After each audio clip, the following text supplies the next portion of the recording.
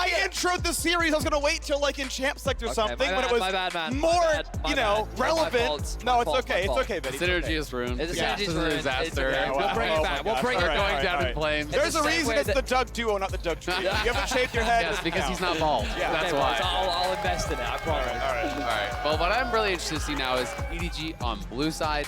What will they try to change up here? Will DRX allow them to grab Aatrox if Flandre wants to play it? Because Aatrox has been largely going unbanned. So far, both Caitlyn, Yumi, and Aatrox are all available. This is surprising to me. They chose to ban Azir. That made sense. I feel like they're going to ban Azir too. I feel like they're going to leave multiple OPs open and try to trade. Because otherwise, I think the Victor ban makes no sense. Caitlyn blue side ban. Yes, Silas gone. Yes, Akali gone. Azir is a trade. Obviously, Yumi's a trade. Maokai and Orin have been left up. Yumi is gone. I don't like it at all. Graves. Yeah, I don't like Graves' it at all. first pick is an angle. Aatrox is the bigger one. And I want to know, does DRX get something good as the answer? Because you've left up a huge champion. Can they do Graves Azir, right? Like, do they have the confidence to actually bring that out, right? Because a lot of these big picks have been banned out. Sejuani is another absolute power pick if they want to play triple melee topside. But then maybe, you know what they're doing? I know exactly what they're doing. They banned out Victor. Okay, never mind. I was gonna say that I thought they were gonna leave up Azir and then go Yone with triple melee topside into the Azir. Yeah, right. But instead they just do take it away. This could be still a flex, of course. It could be King, it could be Fioshik. I love how you see I see the puzzle and then every team. It was all coming together. No. And I guess they just want control mage versus control mage, you know. But they're gonna ban one away, right? So they're gonna ban away what they think is a good control mage answer. Scout LeBlanc. Okay, baby. I'm excited. This is already a much more early game focused draft from EDG, and now we just need to see Mako on an engage support. Please, EDG, come on. Put him on the Thresh, put him on the Nautilus, put him on something that has agency, because it felt like that last game, EDG just had no tools to start any fights. Yeah. It was really all about Zeka finding creative ways to kick off the fights and come out ahead. It was 17 kills in a 42-minute game. It was hilariously slow. And the priority they have, do they want the answer to top lane? You can see the hover over all the things that were played before. The Jax and the Fiora did not actually quite win the lane against the Aatrox, who still was up in farm, and it's going to be Camille is Kingan's chosen answer. So comfort for Kingan. Yeah, just trying another one. One of the other answers there, you know, that people have been playing up towards it. This one does give them engage, though. DRX have very good engage. When you're looking towards the Camille can go in. We have that really good pairing with the Sejuani as well. So the topside 2v2 is going to be very powerful. You have Sejuani ult, you have the follow-up as well. Hextech ultimatum, the Azir ulti there, all looking really strong. Yep. I also think that Camille into LeBlanc is also just a good idea in general. Yeah. I think the added lockdown makes it so much easier to mitigate her obnoxious mobility. I will say, though, that Lee Sin is then again a good answer into the Camille, the kick being able to provide that extra bit of peel for any carry that may be locked down. The respect being shown to Deft once again. He will, of course, have... I don't want to say that. I'm so used to TRX being on the blue side. But it will be DRX that remove the Aphelios from Viper and the Draven this time round. We're now going to be looking at things like Kalista. We're looking at Jinx. We're looking at Ashe, all being up and available for Deft to get his hands on. That's interesting. You know, would they bring out the Ashe without the Heimer? I'm not sure. You know, maybe they are. I'm trying to think about what they would want to be going towards that they're worried about the Draven for, right? You know, would they be willing to go towards the Sivir? That's one thing that a lot of people really dislike that matchup. But Sivir, we haven't really been seeing without Yumi whatsoever. So it might just be Kalista. They don't want to play the other side of the matchup that they put their opponents in. So it will be Kalista. It feels like likely you would go engage on 5. But again, Beryl has such a big bag of tricks. This Rock has been banned out, the Heimer's been banned out, but he could still pick an Enchanter to try to win lane, something like Renata if that's available. The other option is, of course, going heavily towards engage. I actually really like Varus here, just as a strong laner. This is one of the things that's been tough for EDG, is actually having pressure over the bottom side of the map.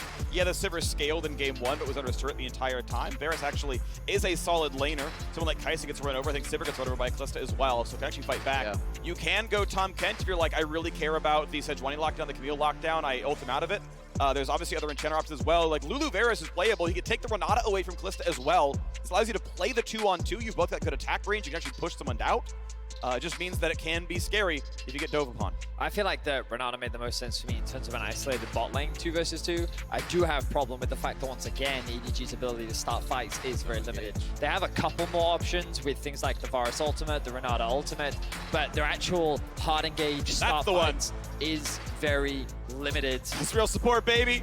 Look at the smile on his face. He's just going over them. Yeah. Oh, It's at the board. We weren't far off. This is actually really fun. This is something we saw Sven bring out a couple times in NA, has been played around the world a little bit. Very often it's Hail of Blades, and we might actually even see double Hail of Blades if they want to go hyper aggressive for the 2v2. Yeah. And you can get really in the face of your opponent. It becomes very, very difficult to actually take these trades in the early lanes. We had seen it more as an answer to some of the short-range ADs, though. This was picked into Kalista and things like that I have seen. Yeah. So it's interesting to see it actually picked into the Varus here, which is a little bit of a different one. I mean, double AD carry is always going to give you the ability to trade aggressively in the early 2v2, right? And I imagine the DRX's intent is to be able to get that early push. They can look to try and do the same thing with the Z in the mid lane as well. And then they'll leverage that early prior to either look for dives or maybe even mitigate what Scout can do on the LeBlanc. Because when I see EDG's draft, Lee Sin LeBlanc is a tried and true mid-jungle combo that is always very lethal and difficult to avoid in the early game. Absolutely, but the Ashe, the Hawkshot, may help to deal with that a little bit if you can help to track that Lee Sin, allow your Azir to stay safe in the mid lane, and it's an additional engage option as well, right? You know, it is a lot of engage on the side of DRX. They should not have problems picking fights between Camille, Sejuani, Ashe, and even Azir there. That can be looking really, really good. And it is double Hail of Blades. As I kind of expected here, you know, generally when you do go Ashe support, you really are all inning on these early trades that you're going to try to take here. And they got to win this one, and they got to win the next one. DRX backs against the wall, and they withheld the pressure, and they won in game 3. They've got to do it here. They've got to do it in 1 hour's time as well. EDG, the reigning world champions, narrowly lost in the LPL playoffs. 30 seconds until minions spawn. And you can hear the fan support behind them. One of 2 remaining LPL teams, JDG waiting in the other semifinal.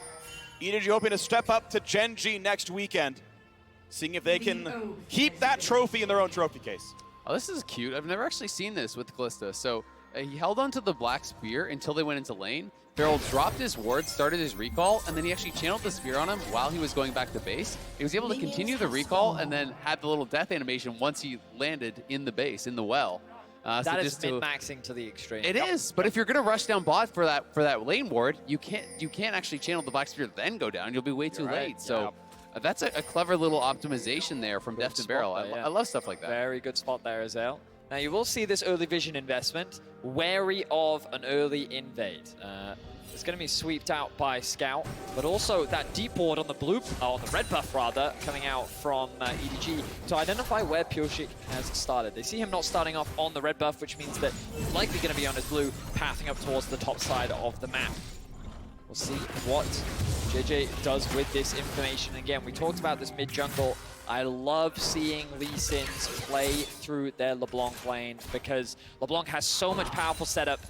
Her ability to land the chains and the damage from Lee Sin LeBlanc is just so scary to deal with in the early game. And meanwhile, in this bot lane, you can actually see Mako has the read. Like, this lane is not actually playable. He went Relic Shield as Renata. Normally, you're like, yeah, I'll take the mana. I can fight back. It's like, no. I'm getting poked forever by Ashe. I'm just going to last hit, like, 2 minions under the turret. Like, make sure the cannon doesn't get dropped. Like, we're going to be getting a bit of gold here, and Barrel's going to play. Finish out the limits. He knows there's no surprising engage tools yet.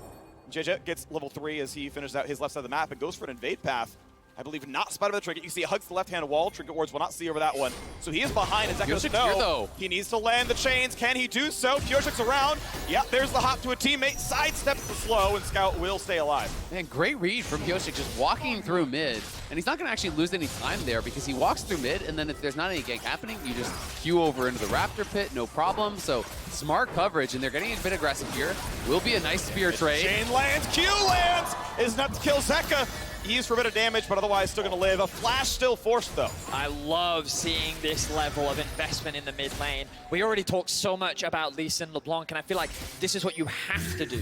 At level 3, you have your chains, you have your dash, you have your Q, you have everything you need as LeBlanc to set up the kill for your Lee Sin, and they've already gotten the flash out from Zeka. This is going to alleviate a lot of pressure. Mid-prio difference, though. Pioshik can't easily stick around. He's got top pressure, but if LeBlanc lands a chain, there's a lot of damage there. Here's the thing, though. If Pioshik gets out, yes, you do lose the Scuttle, but this actually delays the recall from Scout a lot. And Zeka now canceled his own recall, so he actually picks up the farm here. He doesn't actually fall behind on tempo. It will be dangerous now as the wave is pushing away from him, but it's going to mean that Zeka will have a better base than he would have otherwise grabbed. Looks like it's still on that 0 stack of his Corrupting Potion. Scout misses 0 XP and gold from the mid push, but you're right. Zeka able to get a better recall, certainly nice. Looks at the chain. Electrocute auto, chain gonna land, he can't go for any more. This time Zeka finally, I think, will be pushed out. He wants to plane to freeze, we'll force the TP. Yeah, I was just about to say, the wave is in a really good spot. It's slowly pushing towards Scout. Of course, both mid laners likely just going to TP back into the mid lane off the back of this, but overall, Scout's pretty happy with how the lane is going. Double Scuttle Crab as well for JJ means them early game dominance in favor of EDG, but the early gold in favor of DRX. Yeah, and he just has to be careful until he gets this shoved out. You know, really wants to reset this wave. Pioshik is not covering mid right now, is playing up towards top. But it does mean Zeka could be in trouble if Lee Sin makes another pass at mid lane here. Flandre playing a bit safely. Has his own flash, knows that, of course, Camille and Sejuani is plenty of crowd control. Hashing a ward. Don't know if he ever saw it go down. But now with the wave pushing away, needs his Lee Sin, but JJ is on the other side of the map. Chain's gonna lead it again. Good trade, I like this one. Jumps in, gets himself a shield. All right, good enough, I guess. But the problem is, mid lane wave still not able to actually be reset. So he gets that trade, and then Scout pulls the wave down. So as the wave comes here, he just basically pulls it over to the side here and creates this freeze. So it's still not unlocked. And what was a slight advantage for Zeka and CS is going to really go Scout's way. I love watching good mid laners play, and we're seeing a really great synergy between the mid and jungle here of EDG. JJ investing the exact right amount of investment in the mid lane to set up Scout to just dominate the laning phase. Props to Zeka, he's still doing very well in the farm department. He's not getting zoned away by really anything, but both mid laners doing their absolute best to try and build up what advantages they can in the 1v1. And the bot lane going pretty well here for DRX. You know, he will pick up the remaining farm here, and he's going to be up about 10, 11 now, right now. But we'll have to see how much they can get done with this Ashe, because Mako and Viper have been playing it very far back. They have been really kind of just conceding a lot of the wave. I think feeling that they can't really scrap, they can't really trade autos at this point in the game, and I do agree with them. But that being said, the Renata is likely to have a lot more value in the later stages of the game, unless they can create what is a very big advantage, I think, in this 2v2. We have Pioshik saying, yep, we got bot pressure. The wave is slow pushing down towards their turret. We have infinite control this one. You're not going to all-in us with a Vamp Scepter, so on he goes to the Drake and feels comfy. Even his mid laner got the first recall off, recalled in front of a cannon wave, able to inherit that one, dropping 1 or 2 CS. Now comes back in and has the mid push, so Mountain Drake picked up at 6:30. DRX, a lot of control here. Top laners haven't been back to base just yet, but both bot laners on Vamp Scepter. Gonna withstand the poke. JJ, best he could do is counter jungle a 90 gold Raptor camp. Mountain Drake worth so much more. DRX, firm control over the early game once again. And I'm impressed. Their bot lane, we knew that they would have the push, but really Deft has demonstrated that naturally the 2v2 matchups do help him, but he really has been able to get the better of Viper in a lot of these 2v2s. There was that exception in game 2 where Beryl was falling short, dying a couple times in the straight up 2v2 matchup, but other than that, Deft has had a phenomenal series along with Viper.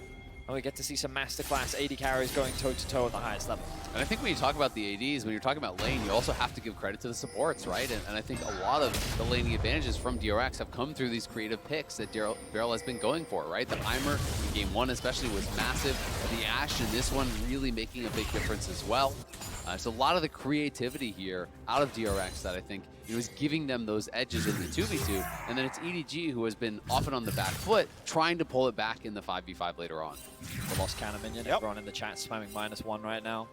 Even though Flandre zoned him away from it, he lost the cannon minion. You gotta do what you gotta do. Yeah, got the XP, I think, but yeah, it's 69 gold or so missing, so nice. Nice job, I know. I mean, it's well done by Flandre, very, very skilled. Though that said, the CS lead once again goes Kingan's way, so outside of the Kennen Fiora game, Kingan has been up every single game in this top lane in CS, but this one far enough away. His jungler not his side of the map right now, still busy taking a red buff that takes a big L on farm, and he's going to be Flandre, sorry, catching all the way back up.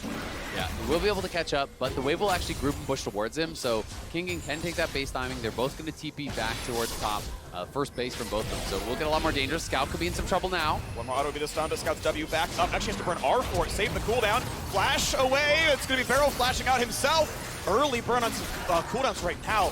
Def going to be the better of that trade, it looks like, but his support quite low. Now playing the top side. Is it going to be enough? They look for the chains, look for the kill. Will they find Kingen? A big knock up there from Aatrox. Smite for health.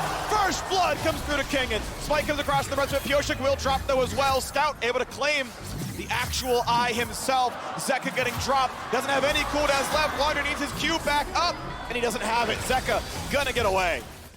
Nicely done escaping there, but it is the Herald going the way of Scout. He can push up mid, and he's going to be able to get solo gold on that when he so chooses. Bot lane, though, going very well for DRX. It does cost Barrel his flash, but they got 4 summoners from the enemy bot lane duo here.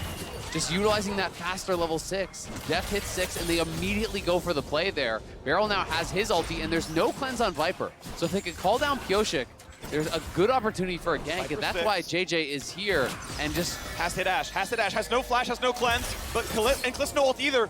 But if he had flash, he pulls a ruler, that man dies, Lee Sin ganks with it, but never in range. Barrel not able to be hit.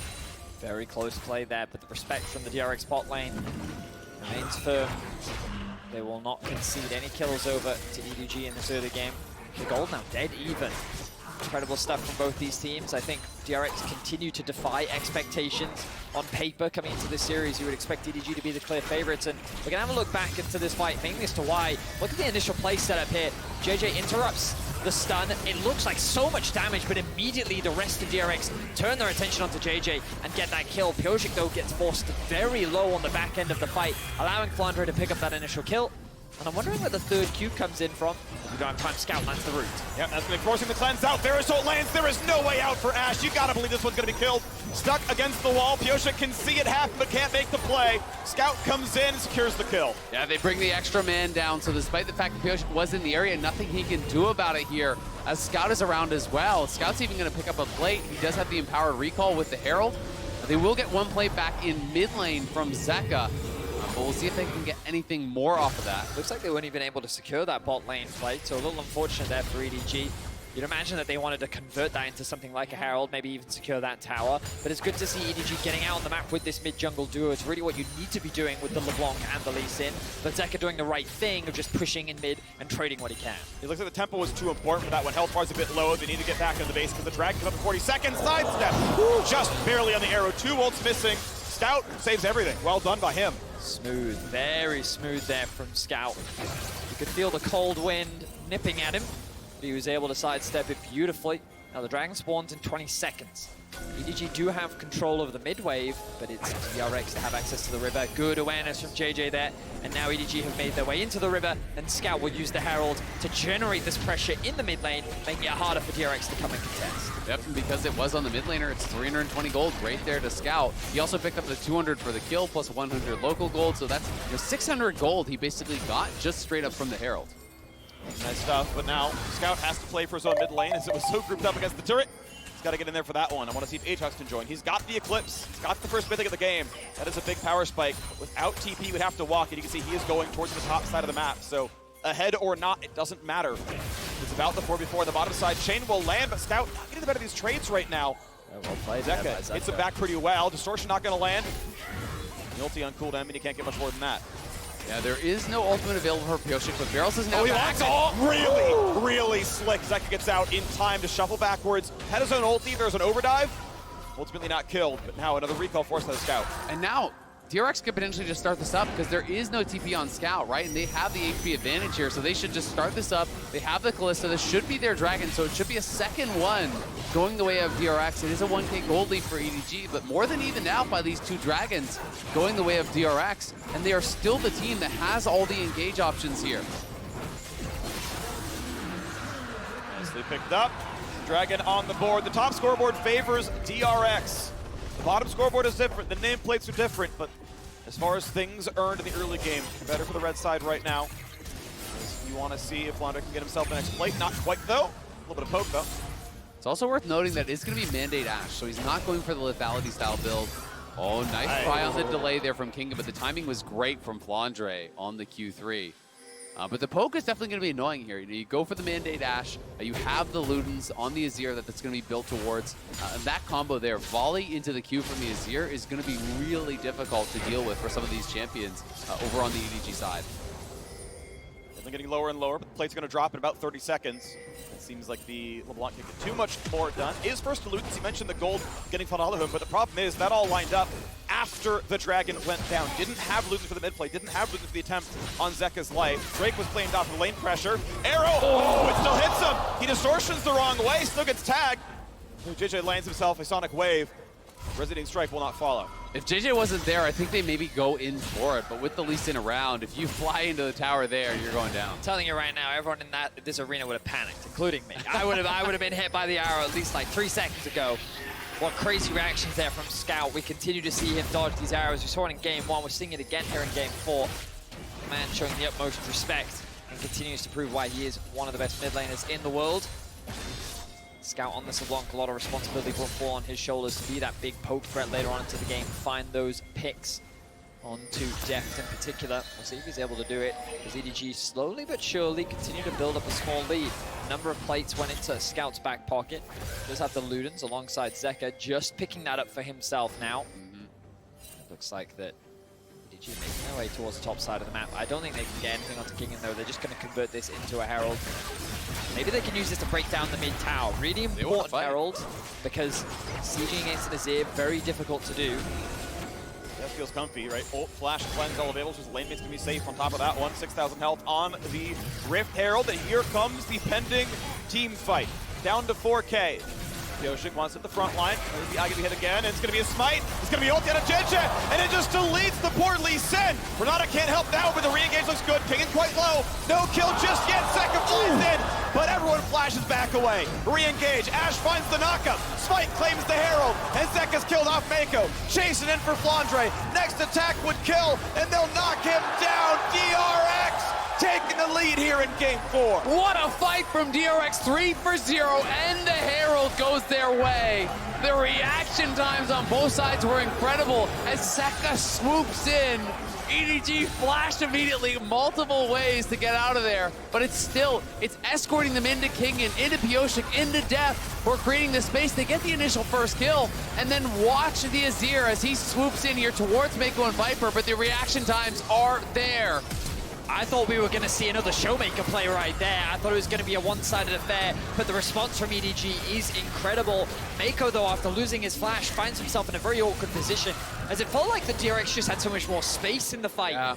EDG was funneled into like one side of the river and this awkward choke point that they couldn't get through, whereas DRX had the entire river to play through. And Kingen, this man finding the right targets in the fight, coming up clutch on one of his big comfort picks and able to take apart EDG. I mean, that is the power of drafting for engage, and now barrel up towards top side.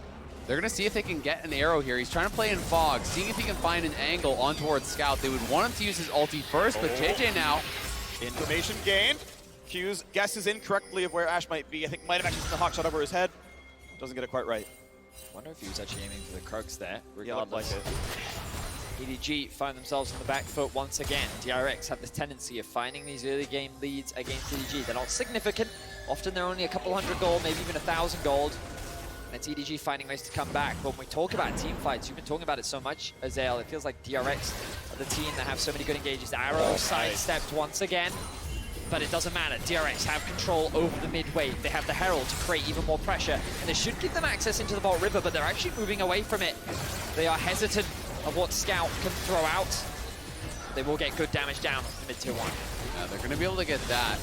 Zeka in some trouble now. We'll have to back it up. The Electrocute at least doesn't proc, but he's chunked down to narrowly above half. Kingen, though, on the top lane, is going to be able to take down that tier 1 tower, and that should be the first of the game, and it's going to be solo gold, so a lot of gold going into Kingen's pockets there. He's already ahead on this Camille, but EDG do have the inside track on the Dragon and would be able to potentially stop the snowball. All right, it's going to burn down 10,000 health from this Drake, and honestly you can see no one's really sitting around to play for it. Kingen is still staying up there, so it's a guaranteed 5-on-4, and it means they know. You can see Scout sees him on the waves, so it's okay, cool, I can go back to mid now as well. Dragon will be handed off. Now it's traded for an entire top lane outer turret and a lot on top lane tier 2, and Kingen is still hitting it. Let's have to see exactly how much. Oh, they're grinding! Caught out, rendered He wants to get a flash over the wall, but doesn't have it available. Deft pushed away enough, but Zeka might try. Doesn't have his own flash, but it could be enough. JJ holding his own kick. And I can't believe Mako lived. That was really clever, though, from Def. You know, gets the eyes on it, sees the desync recalls, gets over the wall, and it is another tower going their way. So yes, they lose the third dragon. They would have loved to be on Soul Point here, but instead they get 2 outer towers. They get a little bit of damage on the top lane tier 2 as well. So it's more gold in the pockets here for DRX, who have now opened up a 2,000 gold lead. Wow, DRX continue to surprise the world after what was an incredibly mixed year from the organization. No one expected them to qualify for the World Championship. No one expected them to finish top of play-ins. No one expected them to finish top of their group. And now here they are pushing EDG once again. Even just going here is winning in Game 5 both times. To go to semis, it'll be winning in Game 5 again for 3 in a row that their series would be to 5 games to make it this far. After Zeka hadn't won a best of 5 in his entire career up until it was time to qualify for Worlds. He's got 2 in a row, looking at his third if he can make it happen. And he's having a great game on the Azir. Yeah. And if DRX can win with him on these control mages, that's when you have to really start getting pretty frightened. Because this was actually a draft. Oh, a scout. We'll have to pull back. This was a draft where both the Akali and the Sylas were banned out first phase by EDG. They're saying, all right, you can't play anything else, right? So if you throw down that gauntlet and Zeka is able to answer, Zeka is able to bring out the Azir here and have an incredible game as he seems to be doing thus far, then things get harder. Uh-oh. That's a chunk on the barrel. That is a very dead Ashe. Burns the arrow. Deft himself as summoners will get away. But a pretty big pick with Baron spawning in 10. Scout is just ruthless. He continues to deal so much damage as he has done throughout this series, King. And wow! Continues to do the same on the other side of the map, really winning out on the 1v1. This Camille has come online, and now she is a split push threat that Flandre cannot deal with. Yeah, playing very respectful. You know, could have potentially gone for the all-in there, but with the abilities on cooldown, it would have just been the all damage into some auto attacks. And he wasn't sure that he would have enough damage in the tank to actually finish off Flandre, who had the ulti, who had his abilities ready. So instead, he just takes the tower, pushes him back, and continues to extend that gold lead, which is nearly 2,000 just between the top laners. And that is such a problem because Aatrox does not catch up in this sort of matchup. There is no playing for late. It is going to be down to Flandre's team fighting to try to find something and then cross that arrow. Ooh, just sidesteps, happen to walk left. But guess what? King is either side. However, JJ is around, and it's going to be a hook shot away to stay alive. 2 minutes into the next dragon spawn. DRX would find their third. EDG would get their second. They're really stacking, making EDG not a threat on that objective. And I do like that Barrel's just taking some shots with this arrow, right? Because when you are going for this style of build, you get such heavy CDR. It's only a 50-second cooldown at this point, so about every 2 waves you could fire off an arrow. And as you do get later and later on the game, you're picking up more and more CDR with these standard builds through that mandate path. You can get it down to really, really low marks. So just keep firing it out. Look for those opportunities. That's very low cost. It's great that you mentioned Barrel as well, because it's crazy to think that we actually have 2 world champion supports going up against each other, right? And it was actually Mako that knocked Barrel out of that title last year in the full 5 games in the world final. EDG versus Damwon. Barrel obviously had a very mixed year overall alongside EDG, and both supports trying to prove themselves as world class once again. Barrel with his creativity, Mako with his consistency. Oh, We'll see if DRX can force EDG into Game 5 as the poke continues to come out from EDG. theoretically could have kicked for that one, but probably was going to be a one-way trip with the Lee Sin, and certainly no guarantee Kalista dies. We tick down 1 minute into the next dragon spawns. EDG got the last one as DRX opted to cross-map instead. Got a turn and a half and a couple of waves for that play, and gold positive, though did lose some dragon pressure. We'll see what the play is next time. 40 seconds now the timer. And again, Pyosik going towards this Warmox. And I actually think it's so smart against a team that has no real engage, right? What they can look for is poke with Varus, with LeBlanc jumping forward, just trying to poke and prod. So Pyosik can just constantly be the one to face check, be the one to step forward, take this chunk of damage, but they're looking for the engage now. And he saves the cleanse the whole time, knows he's safe with an Ashe arrow and is correct about it, so still has that for next time around. We're going to see Chains or a Berserk. Ult for ult traded, but this is DRX controlling space. They've done such a great job of this throughout the series, just gaining control of EDG's quadrant of the jungle and mitigating and suffocating them from vision. Kingen is looking for the flank. He should be spotted on this ward. He will be. And EDG, do they react to it though? Kingen knows that he's been spotted. The dragon has now been started. EDG looking for a way into the fight. 7,000 health. When we get the ultis coming across, the poke's pretty solid. Flandre is in to the front line. A little poke towards Zek is going to be still okay. 4,000 health. Lee Sin can come in. When does the fight start? Dives on and looks for the kick. Into the wall. Not going to Pioshik. Smited by DRX and he stays alive. On the other side, we've already seen the kill and run out of glass, but it's a 1-for-1. Now 2 as Zeka safely fires to the back. Flandre pushed away. Scout could be the target. He is stunned and Barrel shoots them from behind. Is it going to be enough though as they throw in the clone? Going to be able to stop that with his own passive, and Scout still on the way out. Should be able to survive this one. Turret will fire once, maybe twice. Over the wall comes Pioshik, but can't find his kill either. Wow, DRX are out team fighting EDG, and they're doing it in convincing fashion. The TP now comes in for DRX. A quick slow, needs one more auto, and he can find the stun, he will get it. Here's the rest, flash volley, it's a flash to safety. Viper chunked again. Man, the slows are so oppressive from DRX. It took so long for EDG to be able to disengage from that fight with the non-stop volleys, with the Ash arrow coming through, with all of these tools that they're utilizing. Some great micro with the clone, though, from Scout to actually block Barrel coming back in with that Callista ultimate. Really smart stuff from him to stay alive and avoid complete disaster. But it is DRX on Soul Point now here, and Hextech Soul to boot. It's going to be easy for them to apply that constant little poke and prod with damage. Sees Barrel, no reinforcements though. Mako is around, but not enough. Red Smite for a bit, but now's the stun. He ward house and has nothing else left. He might try to find a kick. He is stunned, but tanky. Merc treads, Gore Drinker stays alive. Death Stance halfway there. JJ just looking for a pick. He almost saw one onto Barrel and will get the heal out from him, but not going to result in much more. JJ will be able to get to safety off the assistance of Mako. DRX, they're the ones in control of Game 4. After we thought that Mental would be broken after Game 2, they've come in and they've shown EDG a plethora of different styles and a confident draft here in Game 4. They're now looking for Scout. No ult. W is going to be enough, though. He's going to be clearly out of range. But DRX, looking really, really strong. And in this game, one of the key differences is not only they have an incredible Baron take with Callista plus Azir, they can just bait and turn. And they have a real tank with Warmogs. Like, their Baron setup here is amazing. If you can deny the vision, Warmog Sejuani does not care about the damage that's going to be coming out from the Baron here. Zeka plus Daft can do the damage that you need. But Kingen. Okay, the play towards Kingen. Ults to ignore it when he can, but kicked right back out. Hookshot gets a lot of space, but will it be enough? Other side of the map, of course, is 4 versus 3. Kingen buys what time he can, goes for the sweep, gets a slow. But they're going to find the rest of these. Wants to hook away, gets a shield, and Azonia's a stopwatch to buy some time. Baron is still low. He almost finds the kill, but look at the other side. The 4v3 looks good. Scout, it's his clone. It's Death getting 25 gold, but it has stopped the Baron. Pioshik, low on health. They're going to start this. Oh, they're going to choose to disengage. JJ's in bot lane. Yeah, they know they can't kill this. I thought that JJ might just make a beeline up towards the Baron, but he decided no. They will trade the TP in order to stop this Baron, and they will get a kill onto Kingen. But overall, not a significant change in the overall game state. Yeah, it is just that one kill. One thing that can mean a lot for these team fights, though, is no stopwatch now for Kingen. He's very far from a GA, so that stopwatch critical in allowing Camille to try to just dive into the backline, one-shot someone like Viper with the ultimate.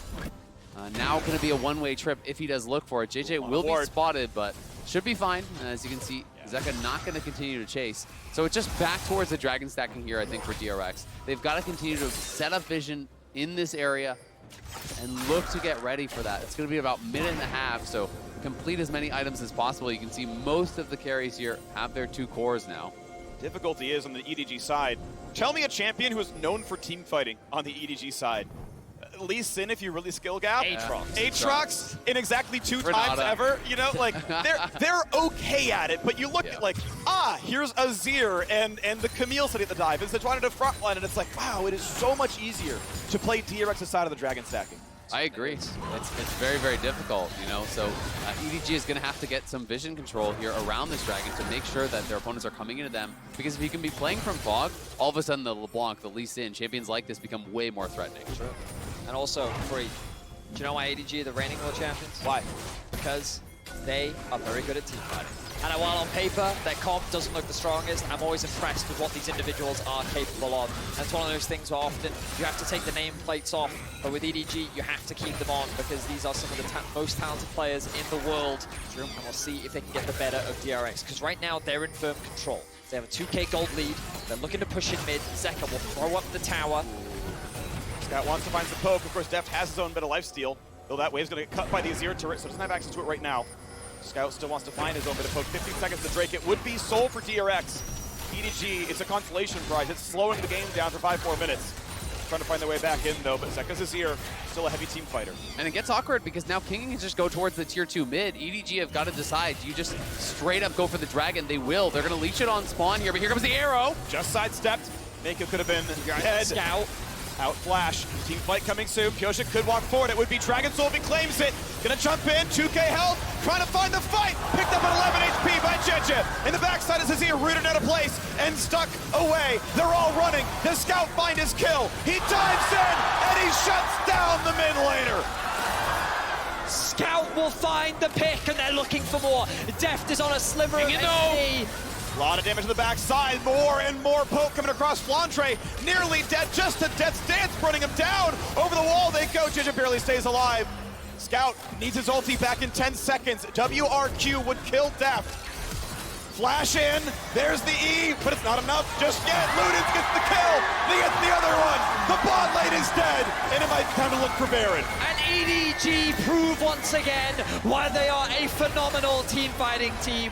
The positioning, the execution, everything comes together as they secure the dragon, and they will take down DRX in the fight. Oh, Viper's left alone. And that was a fog guess, I'm pretty sure. Oh, He's TP coming, though. but he's far away. Another Viper's come back. TP. It's a 2v2, but will it be enough? Zeka has everything. Can Scout make it happen? The first arrow misses. King goes in for the stun. Cleanse, but ult makes it happen. There's the shutdown. Oh! He still kills one, but a 2-for-1 in favor of DRX. A critical kill back there from Scout, but what a great play from Kingen. Realizing that the recalls could be disjointed there, finds Viper, gets his summoners, and gets the kill off him. And now, I think DRX could try to threaten the Baron potentially here. Will they actually have the confidence to go over for it? You have Kalista plus Smite plus Azir. JJ does take the scuttle. Wait. His Smite's down for a long time, what though. is the cooldown He used it on to break that? the it's like 40 seconds plus. I mean, Now, that's not a guaranteed information 45 known. seconds. They don't know though. They don't know that he doesn't have another charge of it. They can't know for sure, but even still, though, EDG have no damage. There is no threat on this team. Renata, Lee, Aatrox are not going to win that fight. DRX know it, and they know off of heroics from Kingen. Heroics to dive into a fog of war brush, get a 2v1, they kill both carries and secure Baron. That is massive.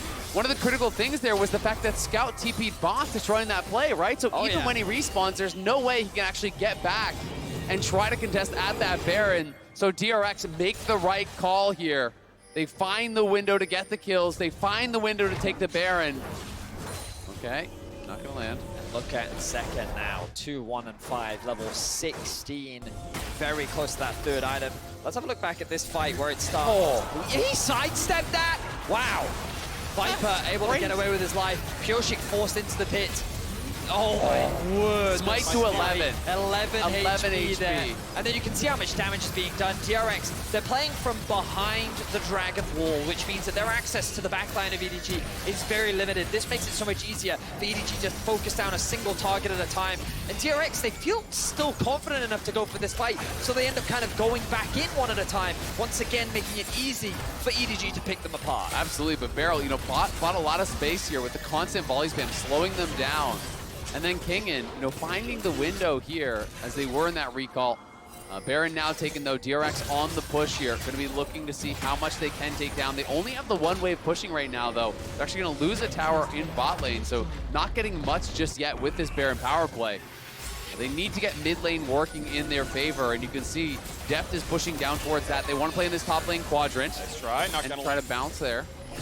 Not going to get the arrow stun. Is going now towards Grievous Wins himself. Knows there's healing in the opposing team. Viper, Jeje, Flandre, all doing a bit of that.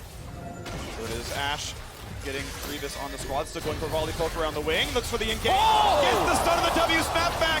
And Scout is bailed out for just a second. A kickback of the tank might not be nearly enough. Rooted in place though, Viper does what he can and Ignite secures the kill. Pyosik has to flash to stay alive. It is a 2-for-1 though. It is a fight. Victory for DRX. What an ult from Pyosik, though. Had the Mad Life read there with the Sejuani ult. Nails it onto Scout. They get multiple kills. Pyosik may be low, but not for long. He's going to heal right back up. Zeka nearly has this TP. He goes back to base, but it looks like they will be happy with just the tier 2 for now. DRX are very quick to balloon their gold lead off the back of this Baron. 4K is now the advantage that they find themselves with. And DRX, again, continue to surprise.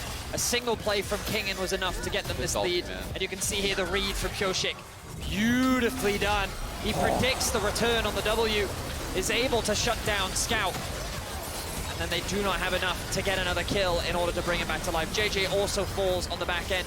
Good ignite means that they're able to get at least one kill back for EDG, but the damage is done. DRX walk away the victors, and now they're on Soul. Now, almost every smite has gone the way of JJ. Is it going to happen now again? Pioshik at the front line, 3K health, dives in, claims the soul, but on the backside, Scout nearly picks off an AD carry, but the health bar is getting so low. Scout, that is his clone. The clone drops. The jungler, though, does as well. 1-0 DRX. Barrel still holding the front line, but not a big damage threat. I mean, 1-0 on a soul is plenty good enough. DRX happy with this fight already. And DRX, they walk away with 5 members alive and the soul. They're even able to get the kill onto JJ, so they feel confident enough to TP back in and look for the fight. Zeka has ulti, no flash, but is it enough? Gets a slow, gets a whole hell of a lot done. Berserk buys some time, flashes in for the Q. Viper and Scout combine for the shutdown. Pioshik barely lives. Scout needs the rest. Able to get away from the arrow. Barrel on cooldown now. Oh, it's so close, back and forth there. Kingen not quite able to get the kill. The bailout would have been enough to save Viper, very likely anyway, but he does force flash off both Viper and Mako in that situation, so key summoners now will be missing. And we'll see if they can take advantage of that, but so much pressure at this point in the game on both sides. You feel like that this is DRX's game to lose at this point, though. You can see a very close smite fight once again between the two junglers. Not quite enough damage. Looks like Lee Sin's smite wasn't even up for that exchange, allowing Pioshik to secure it. Then at the back of this fight, Scout doing what he can with his clone to bait, but JJ got locked down with a single target CC, whereas EDG didn't quite have enough damage onto the backline of DRX to secure any trade kills. Kingen then sees a window here, saying we can actually commit to this fight, we're healthy enough, sidesteps the handshake from Mako, Pioshik dies onto Scout, and then Kingen just overcommits as Zeka can't get close enough to deal the damage. Yeah, Kingen flashing forward there with the Q3, trying to get, oh my God, inside his model. Yeah, the hitbox is like midway through the arrow on that one. Has been for like ever. Yeah. Maybe we'll change it one day, who knows. Yeah, not quite able to land there, but geez, that was really close. That would have been Scout going down very likely as well. Even more CDR now picked up, and Barrel has hit rank 2 on the ulti. So the cooldown on the arrow now, 36 seconds. So he can fire that out basically every wave. Just continue fishing for this. And he's going to have the Hawkshot up quite often as well here, which is going to give them the information advantage. They do have Soul in pocket, plus a 4,000 gold lead, so you can say it's about 8. Yeah. Or thereabouts. Oh, bit of a slow. Pioshik going to be rooted in place. They catch JJ. It's not going to be enough for the kill. The ward hops away, but Scout has nowhere to go. Knocked up by Ash and shut down by Death. Thank you very much for the double kill. Both soul lanes are down. Berserk going to mean a whole lot of nothing. That is such a big pick. Scout, one of the biggest carries of EDG, is shut down, and DRX, they continue to turn heads. They continue to surprise the world as they're looking to bring the reigning world champions to Game 5. And they're looking for the play at Baron. Zeka on the way back over, and DRX going to grow this gold lead farther and farther and farther ahead. You can see there is no chance to play for it. Your consolation prize is a red buff. The King might allow you to kill. Mako spots him with a ward. Arrow's gonna go wide. He's on the way out. I don't think there's anybody chasing down here. I think for EDG now, your last hope has got to be a play for Elder. The great equalizer in League of Legends is that. Scout, though, in trouble here. The arrow connects onto JJ. The stuns are there, but Scout just doesn't have his ulti up, doesn't have his W available, can't actually create enough space. They pull in Barrel, and Barrel holds the Calista ult until after he uses the distortion to follow after him to ensure that he can't get away. It's just beautiful stuff from the DRX bot lane there. And it's just a phenomenal punish from Pioshik, right? He's been doing this consistently onto the LeBlanc throughout the game. And you can see the years fading away from the stress every time you go to the coach camp. I mean, again, no one expected DRX to be this competitive at this year's World Championship. The 4th seed from the LCK, barely making it into the World Championship. Pushed down 0-2 in this series. Now on the brink of bringing us to Game 5. DRX have done what many did not expect. A team that is consistently underrated are turning heads here at this year's World Championship. And look at Peril trying to play in Boggy. We'll look for the arrow. Not quite gonna land on the target, but it's gonna be up in 30 seconds from now, so get ready. That's gonna find a different stun. Your combo looking pretty decent there as Mako's pushed away, and the bot lane inhibitor has been laid bare and will be slain. Double inhib down. Looking for the rest of it. Now top lane has no wave, but they can cut this one and get the push to happen. The TP back in for Zeka to make this push. One that ends the game, has to burn a stopwatch, stays alive with it. Jeja low, attack again by King and Flandre, stuck in place here as well. Bailout not gonna be enough. They've killed off Scout, they've killed off Mako, they'll kill off Viper, they'll kill off everybody, and this Nexus is not gonna be saved. They're gonna take game 4, and DRX bring us the silver screen. Doubters be damned. DRX is here to compete. They will push us the distance. Reverse sweep now on the table. Both teams at match point here. And what a series. Back-to-back days. We have had such incredible series delivered to us. Korea is looking to prove itself on the world stage again. And I feel like, I say prove it, it's already done it, right? The fact that yesterday went the 4-5 games, T1's dominance, and now we have DRX, the 4th seed from the LTK, push